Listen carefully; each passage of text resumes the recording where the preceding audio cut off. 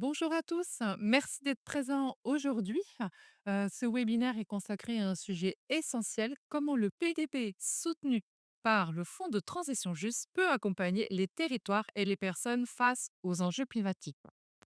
On va prendre un peu de temps ensemble pour voir comment vous, acteurs de la formation, vous pouvez contribuer à cette dynamique.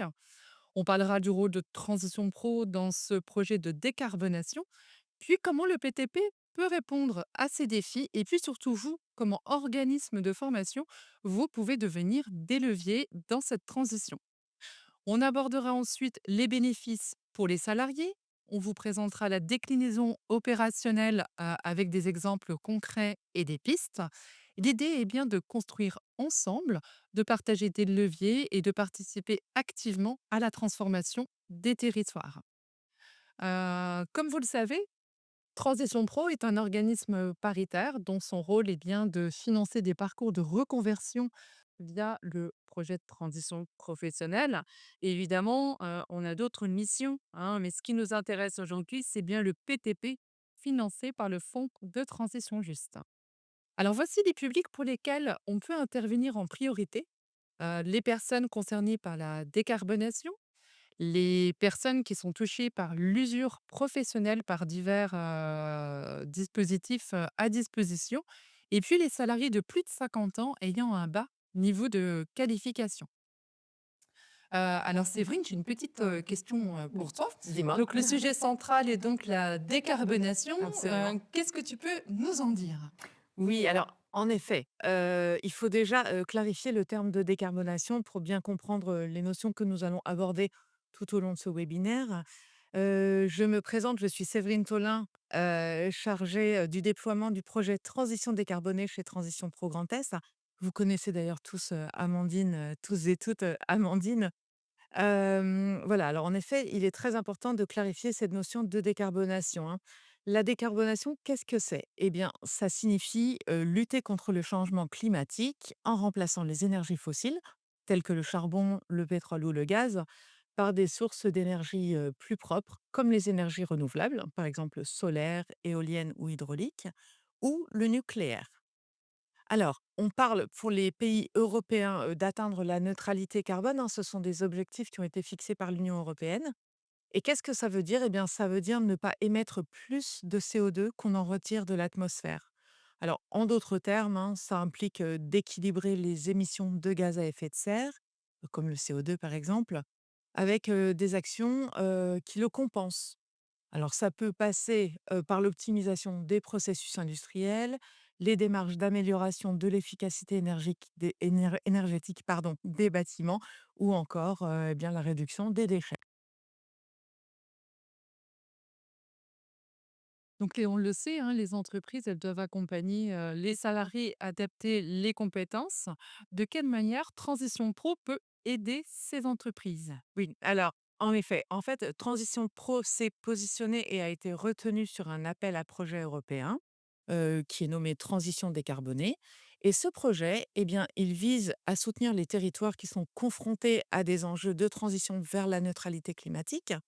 Notamment en accompagnant les conséquences qu'il pourrait y avoir sur l'emploi. Alors, on parle évidemment des secteurs qui peuvent être, en déclin, hein, notamment, tous ceux autour des énergies fossiles et puis également des secteurs qui, eux, vont être plutôt en transformation, en mutation. Et donc, pour ce faire, dans le cadre de la réponse à cet appel à projet, nous avons proposé de mobiliser le projet de transition professionnelle, hein, le PTP, qui est notre dispositif phare, et qui permet aux salariés de ces secteurs, donc soit, en déclin, soit en transformation, de réaliser un changement de métier pour s'orienter vers un métier moins nuisible pour l'environnement. Ou alors, également, pour monter en compétences, en vue d'accompagner le processus de décarbonation de leur entreprise. Alors Amandine, bon, je pense que les personnes qui sont présentes avec, nous aujourd'hui, hein, connaissent bien, le dispositif PTP, mais, peut-être que tu peux en faire un petit rappel pour les éventuels, néophytes? Oui, oui, tout à fait. Donc, pour rappel, le PTP est un dispositif qui permet à un salarié du privé de changer de métier ou de profession. La formation, vous le savez, doit être reconnue au répertoire national des certifications professionnels. Et si la commission d'instruction qui prend les décisions chez nous est d'accord, alors on peut prendre en charge les salaires, donc ce qui inclut charges patronales, charges, enfin les congés payés et puis, donc les charges sociales, les coûts de formation et enfin, les frais annexes. Avec l'enveloppe dédiée au fonds de transition juste, on peut financer des parcours, qui orientent du coup vers des métiers moins polluants. Séverine, est-ce que tu peux nous expliquer comment le PTP soutenu par le fonds de transition juste permet aux salariés de se former à un métier moins polluant? Oui. Alors déjà effectivement, on va, poser ici ce qu'est le fonds de transition juste parce qu'on utilise ce terme ou FTJ, hein, on aime bien parler en acronyme, dans notre secteur. Donc le fonds de transition juste, en fait, c'est un instrument financier qui a été mis en place, par l'Union européenne pour accompagner, les régions et les secteurs les plus touchés, par la transition vers une économie neutre en carbone, comme on l'expliquait, auparavant. C'est donc, bah, cette enveloppe financière, hein, dédiée finalement que nous, Transition Pro Grand Est, nous allons utiliser pour financer les dossiers PTP qui, s'inscrivent dans ce contexte de décarbonation. Alors, l'idée du PTP dans ce cadre, c'est donc de permettre la reconversion des salariés des secteurs en déclin et en transformation vers des métiers moins nuisibles à l'environnement. Et qu'est-ce qu'on entend par là? En fait, il peut y avoir plusieurs, disons, plusieurs situations, plusieurs cas de figure. Le premier, ça va être, par exemple, pour un salarié, qui va, choisir de se former à un nouveau métier, moins polluant, en vue de changer de secteur ou d'entreprise. Donc là, on parle bien de reconversion, de changement de métier, de changement de secteur. Mais il y a aussi la situation des salariés qui vont, eux, devoir finalement se former pour adapter, des compétences, enfin adapter leurs compétences, pardon, aux nouveaux besoins, de leur entreprise. On peut prendre un exemple très concret, hein, pour illustrer. Par exemple, lorsqu'une centrale, à charbon se convertit à l'hydrogène ou à une autre technologie bas carbone, eh bien les salariés, vont devoir adapter leurs compétences pour répondre aux nouveaux besoins industriels. Ça peut impliquer alors, par exemple, soit une reconversion technique, parce qu'en effet, bah, les métiers qui sont liés à la combustion du charbon, type, maintenance des chaudières, gestion des stocks de combustible et cetera, ces métiers-là vont devenir obsolètes et du coup, les salariés doivent se former, à l'utilisation des nouveaux équipements. Mais ça peut aussi impliquer, d'autres types de formations. Par exemple, une montée en compétences, numériques parce que les nouvelles installations, eh bien, elles sont, souvent plus automatisées et plus connectées. Voilà, quelques exemples non exhaustifs, hein. Un point, essentiel, hein, qu'on peut partager ici, c'est qu'un PTP qui est financé par le Fonds de transition juste, eh bien, c'est un dossier, dont, les chances d'être accepté sont, vraiment optimisées si, bien évidemment, l'éligibilité du bénéficiaire est avérée, au regard de son secteur de départ et de son métier visé. Pourquoi ce financement va être optimisé? Enfin, la les chances d'acceptation vont être optimisées parce que le dossier va devenir prioritaire, sans attribution, de points de cotation au dossier et également sans plafonnement du coût du dossier. Donc ça, c'est vraiment, important à préciser, pour les organismes de formation qui nous écoutent, ici. Et puis également une précision importante, il ne faut pas forcément imaginer qu'un métier moins nuisible pour l'environnement, ça implique, nécessairement des changements, radicaux, hein. On verra quelques exemples de parcours par la suite, mais quand on parle de métiers moins polluants, on a tendance à imaginer, voilà, des métiers au contact des végétaux, les mains dans la terre, voilà. Ça n'implique pas forcément, quand on parle de en tout cas de métiers moins nuisibles, voilà, de se diriger vers des filières, horticoles ou autres. Voilà, donc voilà les précisions concernant le fonds de transition juste. Alors du coup, Amandine, est-ce que tu peux nous dire quel rôle les organismes de formation, ont à jouer ici dans cette démarche de décarbonation? En fait, de quelle manière les organismes de formation peuvent contribuer? Mmh. Alors, qui dit nouveau métier, dit nouvelle formation, nouvelle, certification et quelque part, la conception, l'optimisation de l'offre est à votre main. quelque part, vous êtes, partie prenante et on attend forcément aussi votre capacité à adapter, votre offre de formation. Évidemment, vous avez un rôle à jouer en formant, quelque part les professionnels de demain vers une économie, plus durable. Enfin, c'est vrai que nos attentes, c'est aussi que vous soyez relais quelque part auprès, des entreprises, partenaires que vous rencontrez ou aussi bien également, que vous soyez relais auprès du public que vous rencontrez, en tout cas que cette enveloppe, existe quoi, hein. Absolument, Mmh. absolument. Et d'accord, mais bon, et du coup, est-ce qu'il existe des avantages pour les organismes de formation à s'inscrire Ouais. dans cette Oui. démarche? Alors avant de parler davantage, j'aimerais juste, à titre d'exemple, on a été combien et nous sommes en pleine réflexion avec un organisme de formation sur la construction d'un dispositif régional autour de la mobilité lourde en lien avec les enjeux de la décarbonation. Donc c'est vraiment ce type d'initiative. On est aussi enclin à être invité et mobilisé sur ce genre d'événement. Donc c'est vrai que ça, il faut que les En organismes termes de contribution, c'est ça. oui. Oui, oui, tout à fait. Donc n'hésitez pas à nous mobiliser si vous avez besoin d'un appui d'ingénierie ou une écoute ou qu'on échange ensemble, en tout cas, sur le fond de transition juste. L'idée étant de voir ensemble comment on peut mutualiser nos connaissances, nos expertises. En tout cas, on salue l'offre et l'initiative de la démarche, en tout cas. Voilà. Et enfin, pour répondre à ta question, les avantages au niveau, des organismes de formation, tu en as parlé, hein, c'est le financement du parcours Oui. qui est quand même optimisé, donc ça, il faut bien l'avoir à l'esprit. Mmh. Ça va vous permettre de vous positionner, sur les secteurs qui recrutent, tels que les énergies renouvelables, la rénovation ou encore la mobilité durable.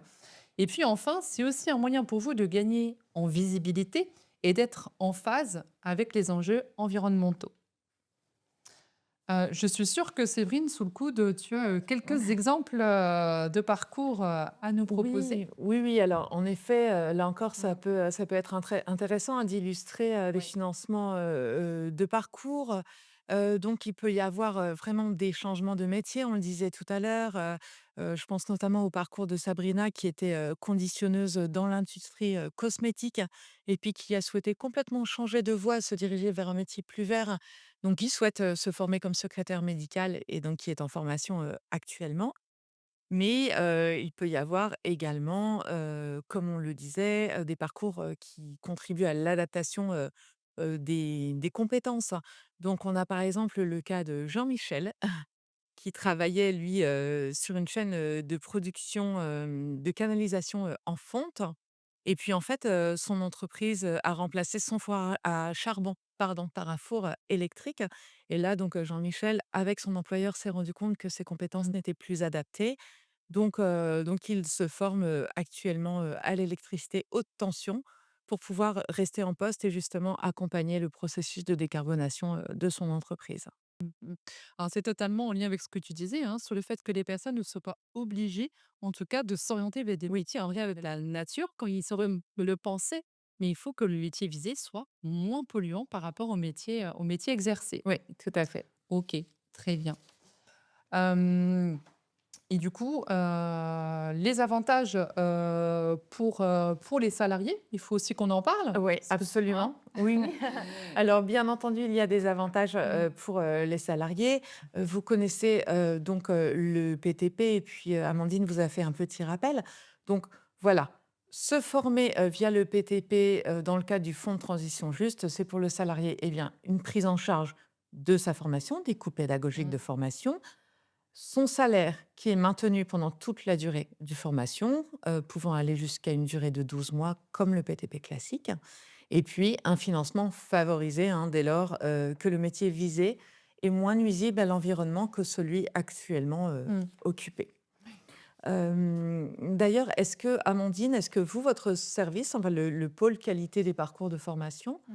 intervient, regarde les parcours un petit peu Oui, pour, oui, oui, bien sûr, bah, c'est vraiment le cœur de notre métier. C'est vrai qu'avant chaque commission, on va prendre le temps, hein, examiner et analyser, les parcours, mais aussi le projet, des personnes, au niveau de la cohérence du projet, de la pertinence du parcours et des perspectives.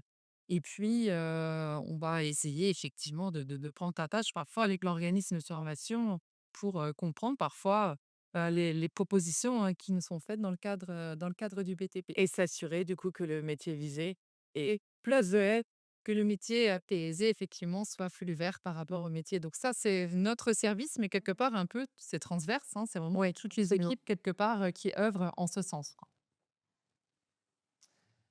Au niveau du déploiement, Oui. hein, dis-nous, comment ça se déploie tout ça? Alors effectivement, donc le projet, transition décarbonée, se déploie sur une partie du Grand Est, hein. Je vais expliquer, sur quel Mmh. territoire parce que c'est assez précis. En tous les cas, pour la périodicité du projet, donc ce projet a démarré au 1er janvier 2025 et court jusqu'au 31 décembre 2026. Cela dit, on travaille déjà avec les services européens, Mmh. pour une éventuelle prolongation, voilà, donc c'est déjà, en cours, hein, Les territoires concernés vont être la Meurthe-et-Moselle, la Moselle et le Haut-Rhin. Donc ces 3 départements-là, mais attention sur 27 EPCI désignés. Qu'est-ce que c'est, un EPCI? C'est un établissement public de coopération intercommunale, autrement dit des communautés de communes ou des communautés d'agglomération. Donc il y a une liste d'EPCI éligibles, mais ça c'est charge à nous après de vérifier que le territoire sur lequel l'entreprise est implantée est éligible.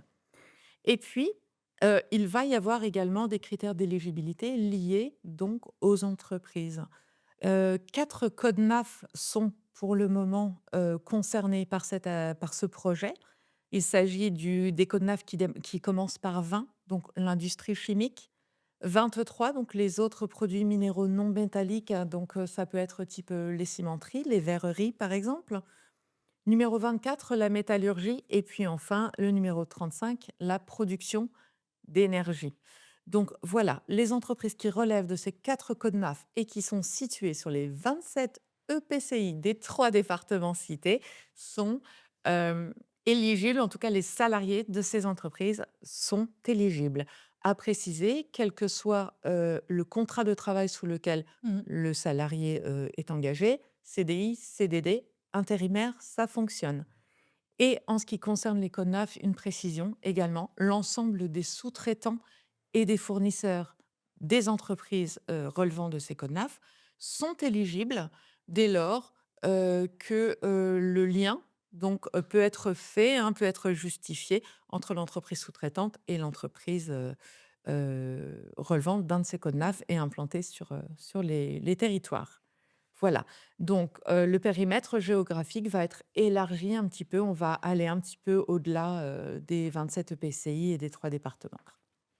Voilà, c'est assez, technique à présenter comme ça, Amandine, mais si toutefois, les comment dire? Les organismes de Mmh. formation avec lesquels on travaille, tous nos partenaires identifient une Mmh. situation qui peut relever du projet de transition décarbonée, alors nous, on regardera, on vérifiera tous ces critères, hein, bien sûr. Vous n'êtes pas censé être expert, du projet.